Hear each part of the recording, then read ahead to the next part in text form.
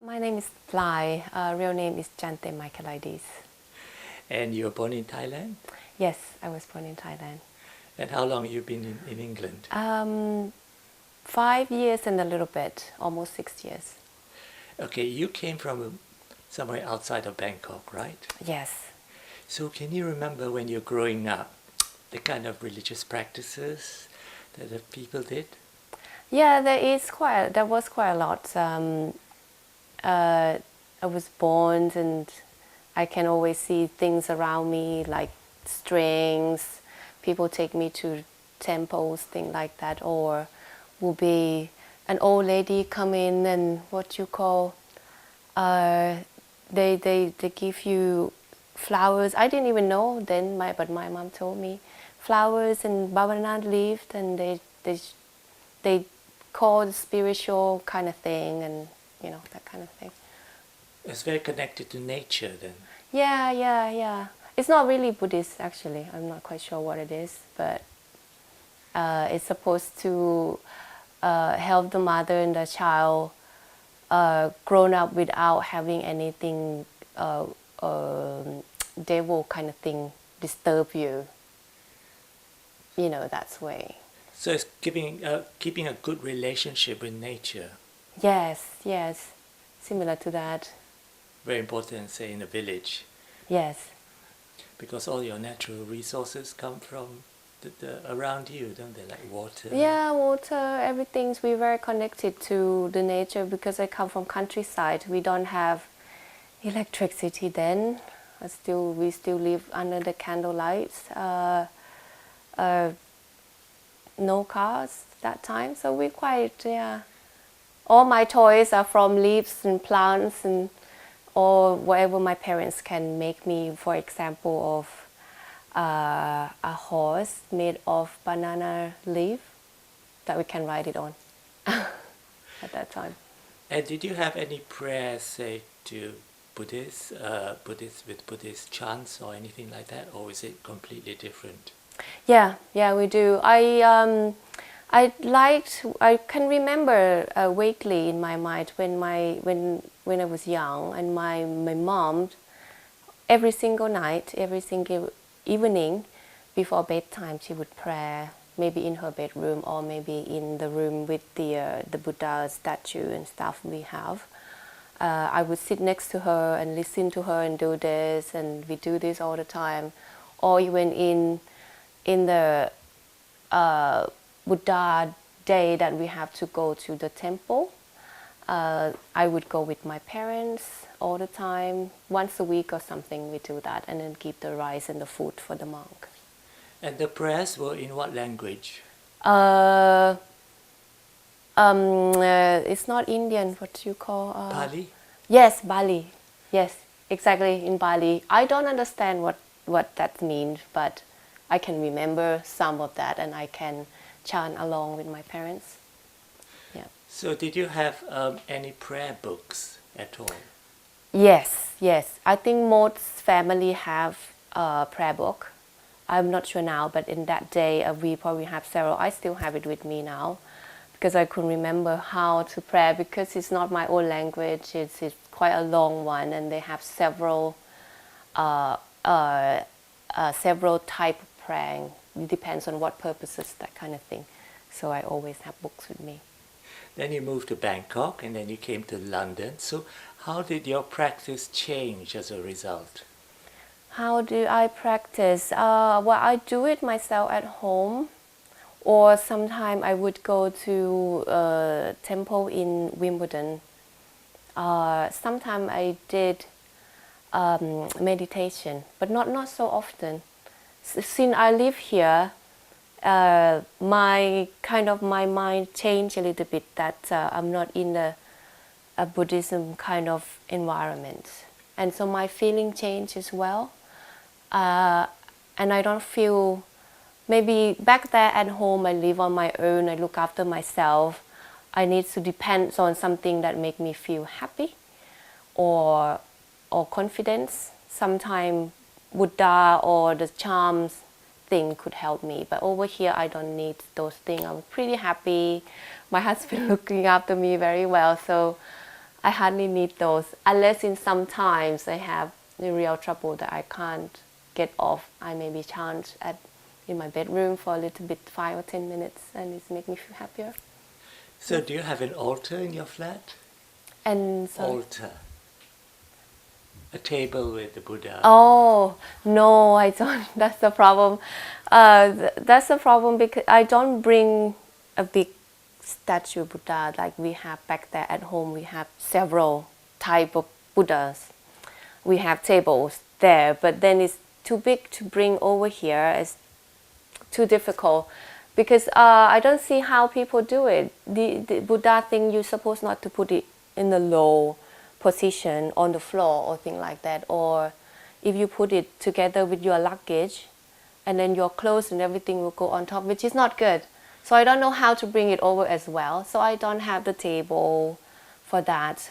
But I only have small charm like this, for example, necklace thing where I can just keep in the box and then just leave it next to my bed there, next to my bed. Just as long as I leave it high enough, not on the floor, and that's good enough. It's fine. So you've got a few things there. Yeah, I got. I don't have the Buddha himself. I have other. This is a charm we call หลวงพ่อปลอดภัย, which is mean safe. Everything, every travel when you go, you wear this and make you have safe journey.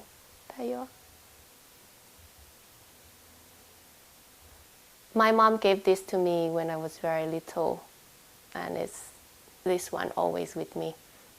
And I always put on my neck when I travel. Not at home, not in general, because I wear jewelry. And I have this from my mom last year. She gave me. It's like another type of charm where they chant when they produce this and made it like a lock and protect you from devil. And so sometimes I wear on my fingers. So it doesn't matter which fingers, but it's nice. So they're quite clever to make it a little bit more modern to make people want to wear because of the stone. It's not real. And this one, my friend gave it to me. This is เจ้าแม่กวนอิม. It's a Chinese Buddhist way of believing. I'm not really believe in เจ้าแม่กวนอิม, the goddess, but lots of people do. Probably 30% of people in Thailand believe in this. You know, when they do around October time, that they only do vegetarian. This is the goddess for that. So you're not allowed to eat meat or meat, beef, I mean. So she believe in that. So this is what I have. So I just keep it. I can't throw away any of these because it's supposed to bring you luck. So I just keep this with me around and use it when I need it. But you have quite a lot of Thai friends here who also have different levels of practice. Yes. Perhaps you could talk about these. We actually hardly talk about this. Only when we feel unhappy or something, or maybe in the festival, for example, Buddhist Rent Day, which is about 7 weeks ago or 8 weeks ago. So me and my friends went to our temple and we pray. We did some giving food away to the monk and all donation and listen to the monk. What do you call, like a seminar thing in the temple. So we do discuss a little bit, but I have several friends who they have completely different believing. Some of them don't believe at all, or some of them believe but they don't do the practice. But they know that they are Buddhists, but they don't practice as go to temple or chanting or do meditation, that kind of thing. And I have some friends who quite not strong practice, but very, very good. That she just chants almost every evening. Like I said, my mom used to do that. And she would go to temple in a very important occasion. And she probably have big Buddha thing and necklace and all the charms. She probably have loads more than I. Yes, so it depends on the person. I'm sure it depends on where she come from as well. And Thai people also believe in ghosts, right? Yes, yes. And of course in the village you said there's no electricity, so it gets dark and it's Yes, quite difficult, but very in the cities there are loads and loads of lights. So how's your feeling with ghosts in London? Yeah. This is very funny. When I was back home, I scared of ghosts like the worst person ever in the world. I think I couldn't be alone on my own. I don't like to sleep in the dark back home, and I always see things, even in a hotel or things like that. I don't like. But as soon as I move here, I don't have those feelings. I'm not sure it's because of the lights. I think it's not. I think it's about culture. I try to blend myself here, and somehow it's psychology, this kind of thing. People don't believe in ghosts around here. They think it's nonsense. And there is no temple every corner. Nothing that builds up your feeling to scare. So that's why maybe I don't scared. There's a cemetery just 5-minute walk from here. I can walk through that during the day or night. I have no problem. I even go to have a picnic or sit in the sun, because it's really old. It's no use for about almost 100 years. So it's more like a park / cemetery. So I just go there, lie down, sleep, read my book there. I have no scare whatsoever. And I sleep well here. I haven't seen anything strange, which is compared to Thailand. I can see it all the time, or can feel it all the time. And it's very strange that I switch automatically. I visit Thailand maybe every 6 months or 7 months. So as soon as I landed there, as soon as I step into Thailand, my mind switch to be completely different person. And I believe in ghosts, and I scared, and I don't like to sleep in a hotel alone. You know, that thing is very strange. I don't know if it's happened to other people, but it's with me.